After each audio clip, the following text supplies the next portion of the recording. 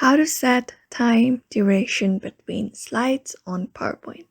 Hey everyone, welcome back to our channel. In today's video, we will be guiding you on how to set up the time/duration between your slides on PowerPoint. So if you're also wondering on how to do that, you can just follow up this method. For that, you can just go ahead and open up a presentation, and once you have located your first slide, since we start from the beginning, head over to transitions.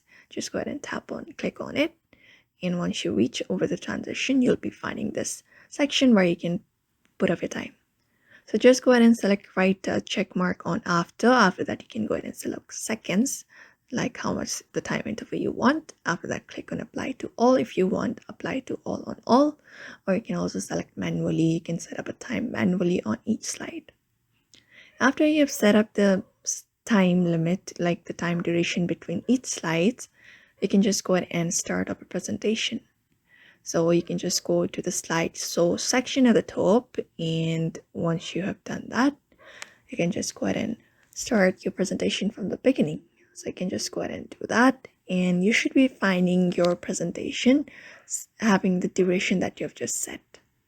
So that is how you do that, by following up this method and set up a duration for your presentation. So therefore, I hope this video was helpful to you, and thank you for watching this video.